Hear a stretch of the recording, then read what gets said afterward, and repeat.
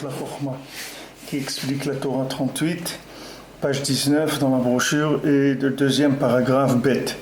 Sham Ot He Haga Shlishit.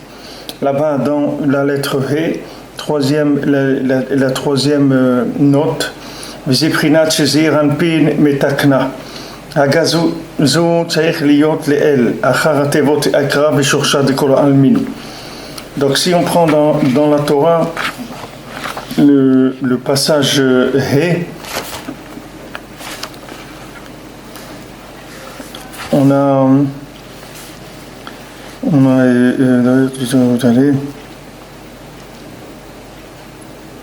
נכנס בושה גדולה, הגודש כנגד רב שליט והקרא דשורשה דכל העלמין.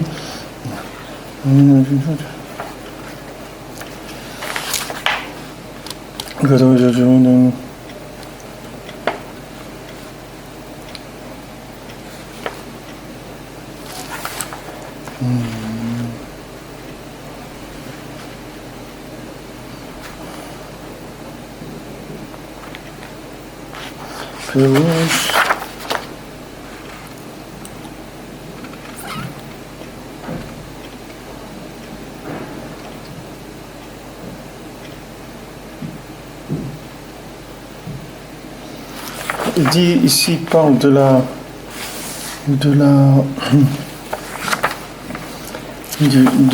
He, il parle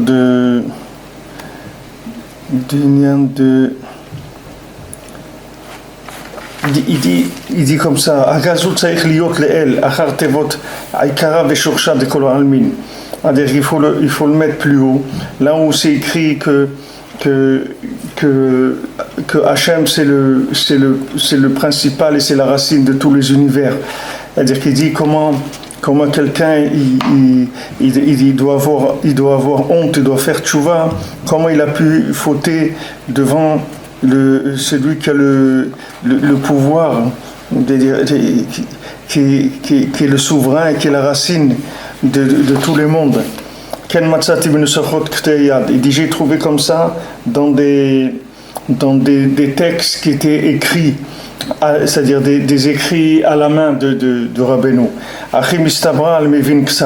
Allez, on comprend, c'est-à-dire celui qui comprend un petit peu dans la Kabbalah, il comprend que ça doit être comme ça. Ki abusha va'yidia azot nimshechet beshorsha mibchinat ma she'azer anpin metakna bemalchut mitakna bemalchut ve'lokeach le'atzmo bechazara reshimo shel hamochin. Alors, il dit que cette honte-là, cette connaissance, elle vient de sa racine. C'est-à-dire le fait que maintenant le zeranpin, mot à mot, ça veut dire les petits visages, mais c'est une dénomination dans la Kabbalah de la connaissance. Metakna bemalchut, c'est-à-dire elle se répare dans Malchut, c'est-à-dire quand elle arrive jusqu'au Malchut qui est en bas, tout à fait en bas des sphirotes, là-bas elle se répare. Velokeach le'atzmo bechazara reshimo shel hamochin. Et elle reprend en retour ce qui reste des mochines, c'est-à-dire ce qui reste de l'esprit. C'est-à-dire que la connaissance qui est en haut, quand elle descend jusqu'au pouvoir, c'est-à-dire qu'on a réalisé avec ça, on est arrivé jusqu'au pouvoir d'Hachem dans le comportement. Après ça se retourne, c'est-à-dire le reste d'esprit qu'il y a dans ce comportement, il remonte vers le haut. Bon, ça ce sont des notions de Kabbalah. D'abord j'ai pas les connaissances pour approfondir ces choses-là, puis c'est pas notre but. Sham odvav valiadev busha marzir amochin kumushkatov astavinirat Hashem. Donc maintenant, quand quelqu'un il a honte, alors qu'est-ce qu'il fait? Il ramène les mochines, c'est-à-dire qu'il retrouve l'esprit qu'il avait perdu. C'est-à-dire qu'on avait dit que de fauter, ça rend fou. C'est-à-dire que quand quelqu'un il faute, c'est de la folie qui rentre en lui et qui le fait fauter. Donc maintenant, comment il va se débarrasser de cette folie? Par le fait qu'il a honte. Après avoir fauté, ça lui ramène ses esprits, il retrouve ses esprits. רוצה לומר כי בכאן חידש פירוש שלישי בפסוק זה. Il dit que ici, Rabbeinu il a amené un troisième חידוש au sujet de ce pasuk, de ce verset de As Tavin Yirat Hashem. Qu'il est elle, Piresh As Tavin, qu'al yedé abina yetera zocheli busha. Avant, il a dit que maintenant, quand tu vas comprendre la crainte d'Hachem, ça veut dire que grâce à la crainte d'Hachem, tu vas arriver à Bina Yetera, c'est-à-dire que tu vas avoir une force de déduction qui va être augmentée. Et ça va te donner de la honte sur ton visage, que ça c'est le principe des tefilin. Vechan az tavin yirat Hashem. À ce moment-là, tu comprendras la crainte d'Hachem. Pirouche basé tavin sheliol yirat Hashem. Vedat Elokim Timtsa. C'est-à-dire que maintenant, quand il dit ici que la crainte, ça va te faire comprendre, ça veut dire que tu vas arriver à augmenter ta force de déduction. Et quand Piresh Astavin Yirat Hashem, chez Edia Boucha, chez Prinet Yirat Hashem, Arzir Amorin. Et que ici, Rabbeinu, il explique que la crainte d'Hachem, qui vient de la honte, alors ça ramène l'esprit à la personne. C'est-à-dire qu'il donne une explication que Bichlal, ça ramène l'esprit. C'est-à-dire que la personne qui a perdu la tête complètement parce qu'elle a fauté, quand quelqu'un il sait que quelque chose c'est pas bien pour lui, c'est-à-dire que quelqu'un il sait que fauter ça lui fait du mal et il le fait quand même, ça veut dire qu'il est fou. C'est-à-dire qu'il peut pas se garder, c'est-à-dire il se garde pas lui-même, c'est-à-dire il fait pas attention à ce qu'il va lui détruire. Comme quelqu'un il voit qu'il y a un trou et il se jette dedans il se jette dans le trou en sachant qu'il va se casser une jambe ou quelque chose. Donc c'est un fou. Ça c'est pareil, quelqu'un il fait une avéra, il sait que ça va lui faire du mal. Pourquoi il le fait? Parce qu'il est fou. Alors maintenant, Rabbeinu dit que le fait qu'il ressente de la honte, ça a deux effets. S'il est fou, ça lui ramène l'esprit, c'est-à-dire il va reprendre ses esprits. Et si maintenant, c'est pas quelqu'un qui est vraiment fou, mais c'est quelqu'un qui a une connaissance un petit peu statique, c'est-à-dire qu'il a une connaissance un peu, comment expliquer ça? Il a une connaissance qui est un petit peu théorique, qui est un petit peu froide. C'est-à-dire il a une connaissance qui est un petit peu déconnectée de la réalité. Alors le fait qu'il va avoir honte, ça lui augmente la force de déduction. La force de déduction, si vous voulez, le principe de la bina, le principe de la déduction, c'est l'énergie, c'est la dynamique qu'il y a dans la connaissance. C'est-à-dire qu'il y a de la connaissance sans dynamique. Il y a des gens qui ont de la connaissance sans dynamique. Qu'est-ce que c'est cette connaissance sans dynamique? C'est-à-dire qu'ils n'arrivent pas à lier la réalité avec la connaissance. C'est-à-dire c'est une connaissance, mais elle n'a pas la dynamique. Maintenant, la déduction, c'est la force, c'est la possibilité de donner une dynamique à la connaissance de manière à ce que cette connaissance, elle soit vivante. Alors maintenant, quand quelqu'un il faute, soit il peut fauter parce qu'il est complètement fou, c'est-à-dire qu'il est complètement fou, c'est-à-dire il sait que ça va lui faire du mal, mais il fait quand même, parce qu'il n'arrive pas à résister, parce que la folie elle est plus forte que sa conscience, il n'arrive pas. Donc ça, la honte, ça va lui ramener son esprit. Et il y a des gens qui vont fauter, mais ils ne se rendent pas compte que c'est une faute vraiment. C'est-à-dire qu'ils ne se rendent pas compte de l'importance de la faute. Parce que c'est la connaissance de la faute, elle est sans conscience, parce qu'il n'y a pas eu de déduction. C'est-à-dire c'est une connaissance, mais sans énergie, sans vie. Alors la honte, elle amène aussi cette chose-là. Donc c'est deux choses, c'est-à-dire soit ça va amener ça va ramener l'esprit, c'est-à-dire la connaissance, soit ça va ramener la déduction à quelqu'un qui a une connaissance qui est statique. C'est pour ça que des gens ils sont étonnés des fois qui voient des gens qui ont la Torah, qui connaissent la Torah, etc. Et ils font quand même des bêtises, ils font des aberrantes, ou bien ils mentent, ou bien ils volent, ou bien ils font des choses qui sont pas en accord avec la Torah. Mais il faut savoir que c'est pas parce que c'est pas des gens qui connaissent la Torah vraiment. C'est-à-dire la connaissance qu'ils ont de la Torah, elle est statique, elle est pas dynamique. Donc elle n'arrive pas à leur donner l'énergie qui est nécessaire pour lutter contre les épreuves. C'est-à-dire ils ont un comportement qui est complètement déconnecté de leur connaissance. Donc ça, c'est la honte, c'est quelque chose qui va ramener cet esprit-là, cette connaissance vers quelque chose de vivant. Alors Rabbeinu il a dit quelqu'un qui a de l'audace négative. Ça veut dire que de là tu peux apprendre que les pieds de ses ancêtres ils se sont pas tenus au Beth Amigdash, au Matan Torah, au Har Sinaï, à la montagne de Sinaï. Parce qu'ils n'ont pas de pieds, comme c'est écrit pour le serpent, tu ramperas sur ton ventre. On a vu que le serpent il rampe sur son ventre quand il a fait fauter Adam Arishon, donc il rampe sur son ventre. Ça c'est veut dire qu'il n'y a pas de pied. Alors le Rav de Tchérin il s'aventure doucement en disant que c'est possible que Rabbeinu veut parler de ce qu'il a dit plus haut dans le passage, le paragraphe 4. Nos pieds ils se tenaient qui a dibur nikra regel, parce que la parole elle s'appelle regel, elle s'appelle aussi le mot pied, c'est-à-dire que le lien de la parole ça s'appelle aussi les pieds.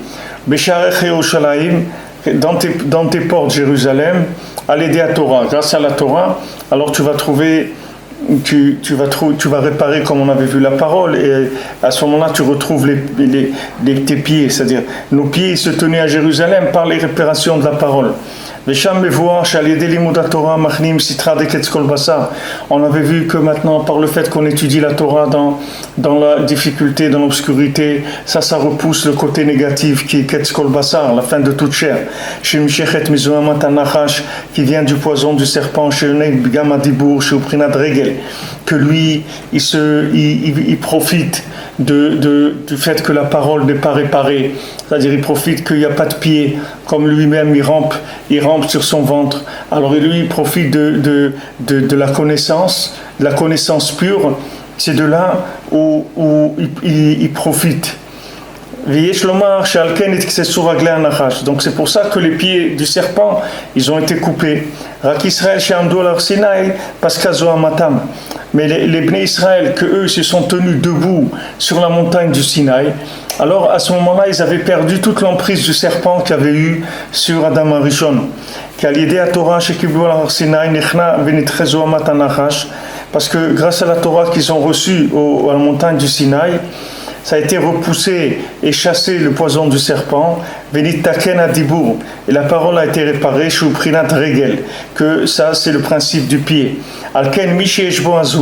Maintenant si quelqu'un on voit qu'il a une audace, une effronterie négative, que ça vient du poison, de l'impureté du serpent, donc de là tu vas pouvoir déduire que les pieds de ses ancêtres ils n'étaient pas à la montagne du Sinaï. Réglé daïka, pourquoi les pieds? Kilo paska matam, parce que ça veut dire que le poison du serpent il les a pas quittés. Velonitaken adain be prinat raglin shelaem. Et maintenant, les principes des pieds chez eux, il n'a pas été réparé. Chez Oprinat Adibour, qui est la parole, chez Alidezezochrimiira, Obusha, Prinat Filin, Hifura Azut. Parce que grâce à la parole, on peut arriver à la crainte, à la honte, aux tfilin qui sont le contraire de l'audace négative.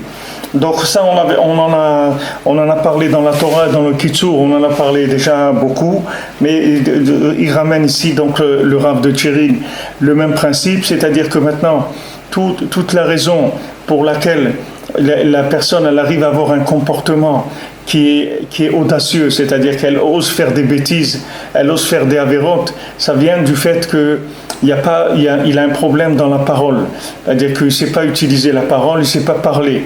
Parce que sa parole, s'il savait parler, elle lui aurait donné la conscience nécessaire qu'il faut pour pas transgresser. C'est-à-dire que comme la parole, c'est les pieds, puisque la parole, c'est l'outil de la création, donc c'est ce qui fait vivre la chose. Donc si on sait parler, on prend conscience de la chose parce qu'elle devient vivante chez nous. Alors que si on ne sait pas parler, la chose elle reste complètement théorique. Et quand quelque chose est théorique, il peut pas c'est pas quelque chose qui peut nous aider. Si quelqu'un est en train de se noyer et vous lui envoyez un dessin ou une photo d'une bouée, ça peut pas l'aider il va pas arriver à s'en sortir avec la photo de la bouée. Et il faut que ça soit une bouée mamache, parce que si c'est une photo d'une bouée, ça va pas l'aider. La connaissance, c'est la même chose. C'est-à-dire, la connaissance, c'est une photo de la chose. C'est une image de ce que veut dire la chose. Et c'est une image, c'est pas la chose elle-même. La chose elle-même, c'est autre chose complètement. Pour arriver à passer de l'image à la réalité, il faut la parole.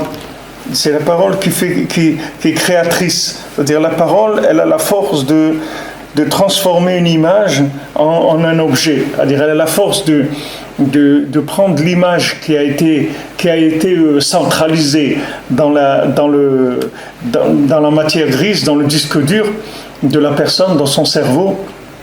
La parole, elle a la force de matérialiser, de créer cette chose-là. Elle a la force créatrice. La parole, elle a une force créatrice, c'est-à-dire que Rabbeinu dit qu'il faut faire très attention à la parole, parce que même quelqu'un qui dit quelque chose, même s'il ne voulait pas le faire, si quelqu'un il dit je vais te frapper ou je vais te faire ça, il ne faut pas dire avec la bouche, parce que si quelqu'un il dit avec la bouche, Rabbeinu dit quelque chose de fort, il dit que sa parole, elle peut l'obliger à faire la chose qu'il a dit, même s'il ne veut plus. Parce que le fait qu'il a dit, il a créé l'énergie pour faire la chose, et lui-même, il devient soumis à sa parole. Alors ça, c'est quelque chose de négatif, à plus forte raison dans le positif. Quand quelqu'un dit « Hachem, je veux me rapprocher de toi, aujourd'hui je vais commencer à me rapprocher de toi », comme Rabbeinu il dit c'est bien tous les jours de commencer, de refaire un commencement. De refaire un commencement, pas de refaire un recommencement, de refaire un commencement. Pas un recommencement. Un recommencement, ça veut dire que c'est la même chose que je recommence. Mais de recommencer, c'est pas la chose que je refais pas la même chose. Je refais un commencement, c'est-à-dire je fais un début. Alors Rabbeinu dit que c'est bien le matin de dire aujourd'hui je commence à m'approcher d'Hachem. Aujourd'hui, je commence à prier. Aujourd'hui, je commence à servir Hachem. Aujourd'hui, je commence à faire attention. Je ne vais pas faire de la shonara. Aujourd'hui, je vais faire attention à ça, etc. De faire un commencement au début. C'est-à-dire, au début de la journée, de dire avec sa bouche. Parce que le fait que maintenant, quelqu'un va dire avec sa bouche, ça va l'obliger à faire la chose. Même s'il perd la tête après dans la journée. Même s'il arrive des choses qui lui font perdre la tête, que de perdre la tête, c'est pas tellement grave. Ce qui est dur, c'est de perdre les pieds. C'est pas de perdre la tête. Parce que quand quelqu'un il perd la tête, ou quelqu'un il a une tête qui a pas de pieds, c'est pas très loin. C'est-à-dire quelqu'un qui a beaucoup de connaissances théoriques et quelqu'un qui est fou, ils sont très voisins l'un de l'autre. C'est-à-dire que c'est des gens qui sont très proches l'un de l'autre, parce que la connaissance qui n'est pas pratique, c'est aussi une certaine forme de folie aussi. C'est pas si vous avez quelqu'un qui pratiquement il connaît pas son métier, c'est aussi une sorte de folie. Si vous avez un chirurgien qui a appris la chirurgie en regardant des images ou bien en lisant dans des livres, il faut vous sauver, parce que c'est quelqu'un qui est dangereux. On ne peut pas faire de la chirurgie en apprenant dans des livres. Il faut avoir une expérience de la chose, il faut avoir pratiqué, il faut connaître toutes les problèmes qu'il peut y avoir, etc. Il faut savoir vivre la chose, sinon c'est dangereux. Donc la connaissance théorique, elle est très proche de la folie. C'est pour ça que ça ne nous dérange pas, c'est pas tellement ça qui nous dérange. Nous, ce qui nous dérange, c'est quand il n'y a pas de pied. Tout notre problème, nous, c'est quand qu'on n'a pas de pied. Tout ce qu'on souffre, c'est parce qu'on n'a pas de pied, c'est tout. C'est ça notre problème. Le problème de notre vie, c'est les pieds. Il n'y a pas de pieds, c'est tout. C'est ça notre problème. Parce que dès qu'il y a des pieds, tout de suite, vous allez trouver votre chemin et marcher dedans. Tout ce qui manque à chacun, c'est qu'il n'y a pas de pieds. C'est-à-dire que on nous a tellement appris à fonctionner avec des idées dans la tête que on prend nos idées pour notre vie, alors que nos idées c'est pas notre vie. Notre vie c'est ce qu'on a dans notre poche. C'est pas ce qu'on a dans notre tête. Comme on dit, quelqu'un il a un pouvoir d'achat, d'accord? Son pouvoir d'achat, c'est ça. Quelqu'un, il gagne par exemple 600 shekels par mois. Ça, c'est son pouvoir d'achat. Il y a quelqu'un qui gagne 600 000 shekels par mois. C'est son pouvoir d'achat. Ok, maintenant, chacun dans sa tête, il peut avoir il peut y avoir quelqu'un qui gagne 600 000 shekels par mois, mais dans sa tête, il est pauvre. Et il y a des gens qui gagnent 600 shekels par mois, mais dans sa tête, il est riche. C'est-à-dire que maintenant, ce qu'on a dans la tête et ce qu'on a dans les pieds, ça n'a pas de rapport. Alors nous, on s'est habitué à vivre avec ce qu'on a dans la tête. Mais ce qu'on a dans la tête, ce n'est pas ça qui permet de faire le chèque. Le chèque, c'est par rapport à ce qu'on a dans la poche, pas ce qu'on a dans la tête.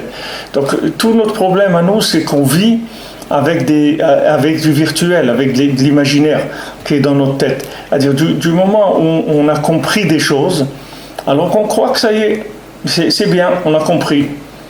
Alors on est content, on a compris quelque chose. Maintenant, ça ne sert à rien qu'on a compris. Si ça ne va pas dans les pieds, ça ne sert à rien du tout d'avoir compris. C'est que les pieds qui comptent. Quand quelqu'un il cherche son chemin, c'est les pieds qui montrent le chemin. Et tous les gens qui sont paumés, tous les gens qui souffrent, tous les gens qui ne sont pas mariés, tous les gens qui n'ont pas de parnassa, tous les gens qui manquent de tout ce qui manque, c'est les pieds, c'est tout. C'est ça qui manque. C'est pas la tête. Les gens, la tête, elle est pleine à craquer. C'est pas la tête, c'est des pieds qui manquent. Alors les pieds, ils se fabriquent avec la bouche. Heureusement, Baruch Hashem, Kakadosh Baruch Hu, il a donné une possibilité de fabriquer des pieds. Heureusement qu'il nous a donné le Dibour qui est créateur. Alors maintenant, il faut savoir que ces pieds-là, c'est une réalité. C'est-à-dire que si quelqu'un il dit quelque chose avec sa bouche, il peut être amené à faire la chose, même s'il ne veut plus la faire. Il faut faire attention de jamais dire des choses avec la bouche qu'on ne voudrait pas faire. Il ne faut pas faire du bluff avec la bouche, parce que la bouche, elle peut amener la personne à faire des choses. Il faut faire attention. C'est-à-dire que la parole, elle est créatrice, elle amène la personne à agir. Donc la parole, ça fabrique des pieds. C'est pour ça que c'est important la prière. Pourquoi c'est tellement important? Pourquoi la prière, la tfila, ça s'appelle la shon. Tfila, ça veut dire nefila. Pourquoi que la prière, ça s'appelle faire tomber, faire descendre? Parce que la prière, elle fait descendre les choses dans les pieds. C'est pour ça que ça s'appelle tefila. Tefila, c'est comme nefila, c'est comme faire descendre. Maintenant, quelqu'un essaie des choses. Mais il n'a même pas envie de prier sur ce qu'il sait, parce qu'on nous a appris à nous contenter de la connaissance, parce qu'on a valorisé la connaissance, alors que la connaissance, c'est quoi? C'est le serpent qui rampe sur son ventre, parce qu'il n'a pas de pied. La connaissance, c'est le ventre du serpent, ça n'a pas de pied. Il n'y a pas de pied dans la connaissance.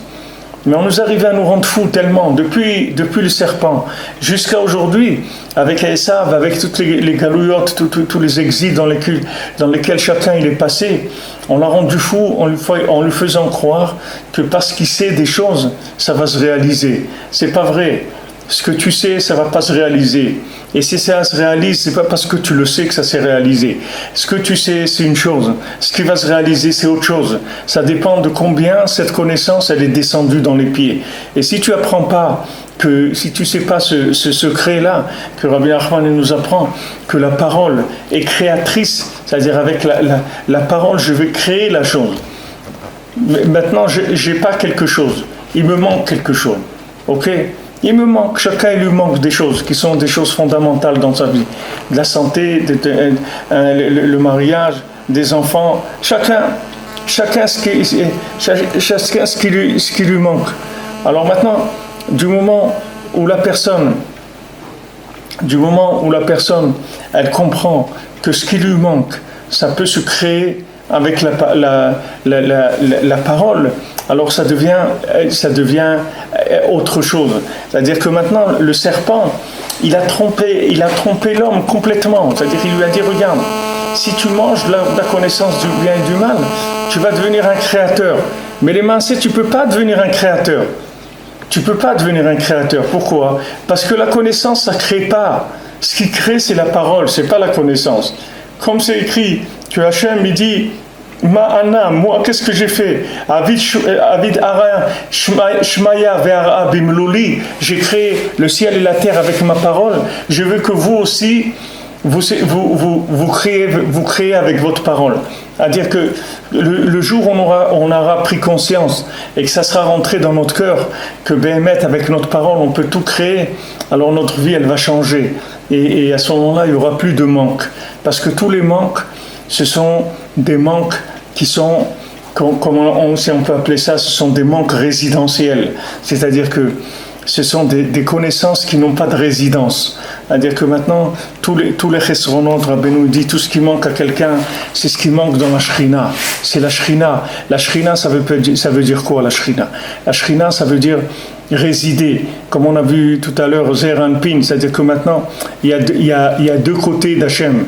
Il y a le côté d'Hachem, qui est le côté Hachem Elokeinu, et il y a le côté d'Hachem qui est Hachem Echad, qui est la résidence de la Shrina dans les mondes inférieurs. Ce qui manque, c'est la résidence de la Shrina. C'est pas Hachem Elokeinu. Hachem Elokeinu, il n'a pas besoin de nous pour ça, parce qu'il est Hachem Elokeinu. Mais Hachem Echad, ça il a besoin de nous. Parce que si on ne l'accepte pas, alors il ne peut pas devenir Hachem Echad. Hachem Echad, il peut devenir que si maintenant on le lie à notre vie, ou on lie notre vie à lui. À ce moment-là, il devient Echad. Mais si on ne lie pas notre vie à lui, qu'on fait ce qu'on a envie de notre vie, à ce moment-là, il y a Hachem Elokeinu, mais pas Hachem Echad. Donc maintenant, ce qui manque, c'est la Shrina. Shrina, ça veut dire résider. Shochen, ça veut dire il réside. Donc qu'est-ce qui manque dans la Shrina? Comment on répare la Shrina? On répare la Shrina avec la parole. C'est ça qui répare la Shrina. Comme on dit, Hachem Sefatai Tiftar, Hachem Sefatai Tiftar, c'est les premières lettres, c'est Eshet, c'est la femme, c'est la Shrina. C'est le côté féminin, c'est le côté de la résidence. Ishu Beto. Beto, c'est sa femme. Quand on dit à quelqu'un, quand quelqu'un qui est dans la Torah, qui a un petit peu qui fait un petit peu attention, c'est-à-dire qu'on ne demande pas à quelqu'un comment ça va ta femme. C'est pas une expression que des gens qui ont la crainte d'Hachem, ils disent pas quelque chose comme ça à un autre. Comment ça va ta femme? On demande pas ça à quelqu'un. On dit à quelqu'un comment ça va à la maison. On ne dit pas comment ça va ta femme. Quand on dit comment ça va à la maison, c'est ça qu'on veut dire, mais on ne le dit pas directement, on dit comment ça va à la maison. Parce que la maison, c'est la femme. Ishu Beto, la femme, c'est la maison, c'est la femme. Pour ça que par exemple, c'est écrit que pour les nérodes de Hanouka, on dit Ishu Beto, qu'on allume les nérodes de Hanouka, un homme avec sa maison, c'est-à-dire avec sa femme. Il allume les nérodes de Hanouka. Pourquoi Ishu Beto? Parce que la lumière de Hanouka, elle descend très bas. C'est de la lumière qui va descendre dans les pieds. Comme c'est écrit que jusqu'à quand on peut allumer les nérodes de Hanouka? Jusqu'à qu'il n'y ait plus de pieds dans le marché. Pourquoi ce siman? C'est par rapport à ce qu'on est en train de dire dedans, c'est-à-dire que maintenant on fait descendre de la lumière, on fait descendre jusqu'à qu'il n'y ait plus de pied dans le marché, c'est-à-dire quand il n'y a plus de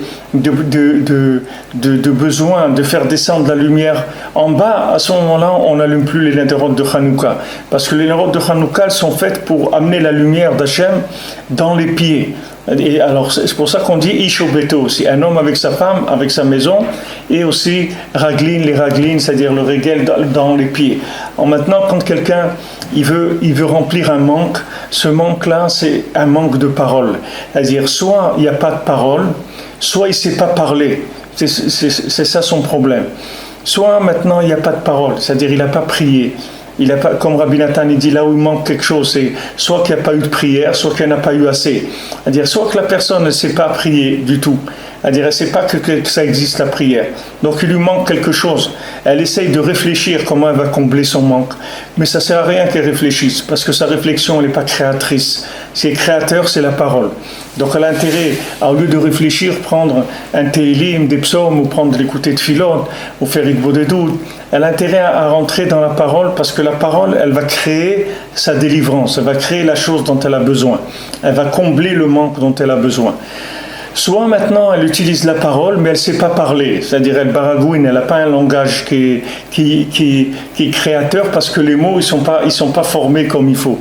Ah, donc là, il faut apprendre à parler.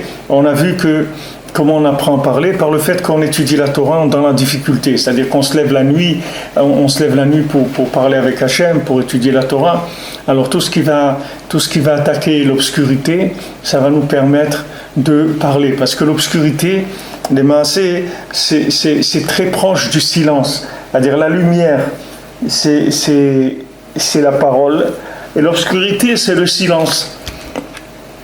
C'est une expression qui s'emploie. C'est-à-dire que maintenant, on parle de clarté quand on a expliqué quelque chose. Alors on parle de clarté, on parle de lumière. Et quand la personne, elle comprend pas, alors on parle d'obscurité. Parce que le silence, c'est l'obscurité, c'est la même chose. C'est-à-dire que le monde du silence, c'est le monde de l'obscurité. Alors il faut apprendre à parler, et quand on se lève la nuit, on repousse l'obscurité, et à ce moment-là, surtout quand on fait un effort de se lever, qu'on est fatigué, etc., qu'on fait un effort pour faire dominer la lumière sur l'obscurité, alors ça nous apprend à parler. On apprend à parler, petit à petit on construit la parole, et après on peut arriver à absolument tout réparer avec notre parole. Il n'y a rien qui va nous manquer. Tout ce qu'on a besoin, on va le créer avec notre parole, c'est tout. On a une parole créatrice, nous aussi. Il ne faut pas croire que la parole créatrice, c'était que chez Hachem. Nous aussi, on a une parole créatrice, et Hachem, il a très plaisir à ce qu'on utilise notre parole pour créer. C'est ce qu'il veut. Parce que quand on a utilisé notre parole pour créer, ça veut dire qu'on a fait résider Hachem dans le monde inférieur. Quand maintenant, on a utilisé notre parole pour faire quelque chose, quand on va maintenant faire une mitzvah, quelqu'un par exemple il va rendre visite à un malade, quelqu'un il va faire de la tzedaka, quelqu'un il va mettre cette filine, quelqu'un il va faire de la chala, ce qui est une mitzvah, d'accord?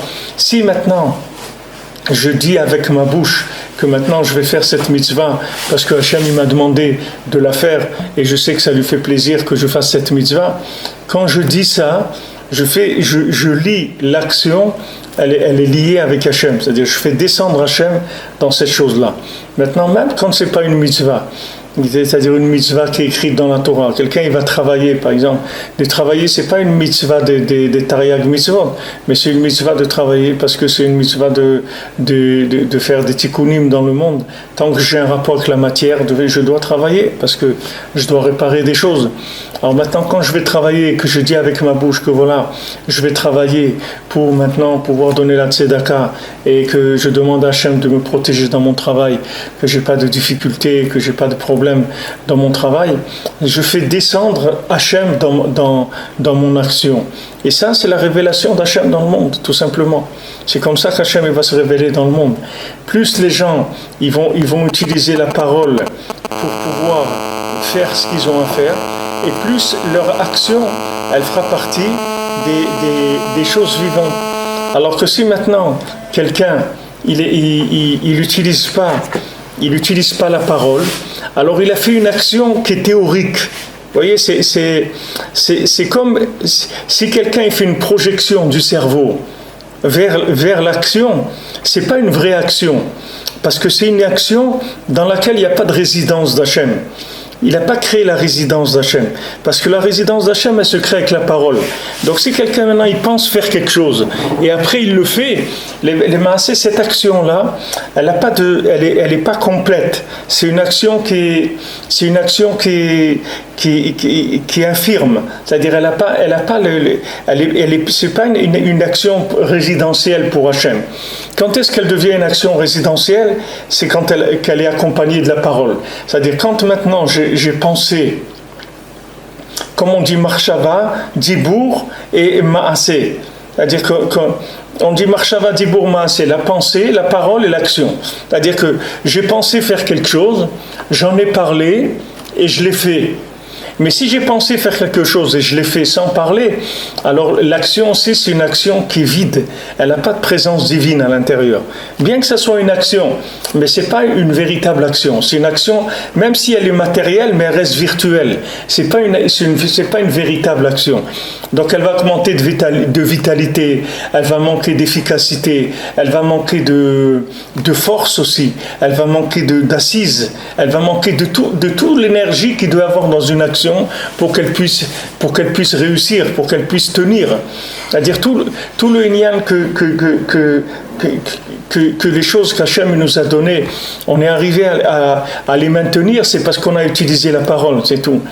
Tout le inyan d'Eretz Israël, de Yerushalayim, de la Torah, de tout, c'est parce qu'on en a parlé. C'est pour ça, Veshinantam levanecha, Veshinanta le shanen, ça veut dire enseigner, ça veut dire répéter aussi. On est meshanen, c'est-à-dire on répète et on répète et on répète, on dit avec la bouche. Le fait qu'on dit avec la bouche, c'est quelque chose qui va faire que l'action, ça va être une véritable action. Alors ça aussi, c'est quelque chose que les gens ils ignorent. Les gens ils pensent qu'ils ont fait une action. Alors ça va, c'est bien. Qu'est-ce que tu veux de plus? C'est écrit dans la Torah que le but c'est l'action, oui. Alors voilà, j'ai fait l'action. Mais tu as fait une action dans laquelle il n'y a pas Hachem. Pourquoi il n'y a pas Hachem? Parce que tu n'as pas parlé. Du moment où tu n'as pas parlé, par où tu veux qu'Hachem y rentre? Comment tu vas le faire résider? Hachem il réside dans la parole. Comment tu vas faire résider Hachem? Dans ta pensée, tu crois qu'Hachem il est dans ta pensée? Hachem il n'est pas dans ta pensée. Hachem il n'existe pas. C'est-à-dire tu ne peux pas projeter l'existence d'Hachem par une association qui va de la pensée à l'action. C'est impossible. Il faut que tu passes par une étape créatrice. Cette étape créatrice, c'est la parole. Donc chaque fois que tu auras une idée, si tu veux maintenant, la transformer en action, alors il faut que tu le fasses. Il faut que tu parles. Il faut que avant de faire. On voit ça par exemple dans l'interprétation des rêves. On voit que la Gemara elle parle la Gemara, il y a tout un pérec dans la Gemara Brachot qui s'appelle Pérek Aroé, que maintenant celui qui voit des poissons ça veut dire ça, celui qui voit un canard ça veut dire ça, celui qui voit ça veut dire ça, etc. Maintenant il y avait des interprétateurs de rêves. Quand vous allez les voir, ils interprétaient les rêves. Alors maintenant, s'ils interprétaient les rêves d'une façon positive, alors ça devenait positif. S'ils interprétaient le rêve de façon négative, alors c'était négatif. Et pourquoi? Parce que le rêve, c'est de la pensée. Le rêve, c'est du virtuel. Maintenant, il lui faut une interprétation. Et cette interprétation, elle se fait avec la bouche. C'est des gens qu'on allait voir, ils disaient voilà, il va se passer ça, et c'est devenu comme ça. On voit pour Yosef, quand il a dit au ministre de Paro, il a dit il a dit voilà, Hachem, celui qui faisait le boulanger de Paro, il lui a dit voilà, tu vas sortir maintenant et il va te remettre à ta place, etc. Et l'autre qui était les chantiers, ou je ne sais pas comment il s'appelle ça, celui qui servait à boire, alors lui il a dit il va te pendre, c'est tout. Alors comme il a dit, ça a été. Mais maintenant il aurait pu, si Yosef il leur avait dit aux deux des interprétations positives, alors ça aurait été positif pour les deux. Mais du moment où il a rentré l'image du rêve qui était floue, c'est-à-dire qui devait se réaliser, il a donné une interprétation négative, c'est devenu négatif. Alors ça c'est valable pour toute notre vie. C'est pour ça qu'il faut enlever de sa tête des pensées négatives. Et si quelqu'un il a des pensées négatives, au moins jamais qu'il y sort avec sa bouche, parce qu'après il risque de se créer une vie qui est très désagréable, et c'est lui qui s'est créé sa vie, c'est personne qui lui a créé sa vie. Avec sa parole, il s'est créé sa vie. Il a commencé à dire des bêtises. Il y a que des gens, ils commencent à dire, quand ils rentrent dans les délires, qui commencent à dire des paroles de désespoir et de trucs. Et ils commencent à dire, ouais, mais moi, je sais que ma vie, ça sera comme ça. Je sais que jamais je pourrai faire ça. Je sais ça. Et il dit, c'est pas quand il est en train de dire, il est en train de faire la chose. Lui, il croit qu'il dit des choses que c'est stam comme ça. Il n'y a pas assez de stam. Ce qui sort de la bouche, il faut faire très très attention. Quand c'est dans la tête, c'est quelque chose. Mais quand c'est dans la bouche, c'est très proche de se réaliser mamash. C'est très proche de se réaliser, donc il faut faire attention. Il faut utiliser la parole toujours dans du positif. toujours, il faut positiver avec sa parole. Et à ce moment-là, on est sûr qu'on est dans des énergies positives, c'est-à-dire qu'on est entouré d'énergies positives. Parce que chaque parole qui est positive, elle amène de l'énergie d'Hachem dans nos actions. Sinon, nos actions, elles sont vides. Et c'est pour ça qu'elles rassasient pas. Elle ne rassasie pas. C'est comme si vous donnez à quelqu'un à manger la photo d'un steak. Et quelqu'un mange la photo d'un steak et il va pas se rassasier. Il va avoir mal au ventre parce qu'il a mangé du carton ou du papier, mais il ne va pas se rassasier. On ne peut pas se rassasier avec la photo d'un steak. Il faut un steak mamache. Mais pour ça, il faut faire descendre l'idée, il faut la faire descendre dans la parole, avec la parole. Et ça, c'est très grand chidouche que Rabbeinu il amène. Rabbeinu il amène très grand. C'est pas un chidouche, c'est pas quelque chose qui n'a jamais existé. C'est quelque chose qui a toujours existé. Seulement, de le faire descendre et de le faire vivre à des gens comme nous, dans une époque comme la nôtre, on en a tellement besoin, puisqu'on vit tellement dans du virtuel, que mamache, on ne sait plus tellement les choses où elles se trouvent, parce que on ne sait plus la limite entre nos rêves et la réalité. C'est-à-dire, on ne sait pas qu'est-ce qui est vraiment un rêve ou une réalité. Comme des fois les gens ils disent, mais attends, mais je rêve, je suis en train de rêver là, c'est pas possible, c'est un rêve, c'est pas vrai. On ne sait pas où elle est la frontière entre le virtuel et le réel. On ne sait pas où elle se trouve, cette frontière-là. Donc on a besoin sans arrêt d'alimenter nos idées avec des paroles. Et au lieu de se casser la tête à réfléchir sur des choses, il vaut mieux faire travailler sa bouche. Il vaut mieux faire travailler sa bouche. C'est dommage de faire travailler sa tête. Parce que la tête, elle est stérile. La tête, elle ne peut pas faire naître quelque chose. On ne peut pas naître avec le cerveau. Mais on peut naître avec des paroles, on peut faire naître. C'est une des choses que Rabbeinu l'a dit pour le Sipurim Maasiot. Rabbeinu l'a dit dans Sipurim Maasiot, il a dit que dans les contes, il a dit, j'ai dit plusieurs choses. Que j'ai dit 3 choses que les gens ils disent pour que les contes j'ai dit 3 choses que les gens ils disent que c'est comme ça et bien mais c'est pas comme ça. Alors une de ces choses-là, Rabbeinu il a dit que les gens ils disent qu'avec des paroles on peut pas faire qu'une femme elle va avoir des enfants.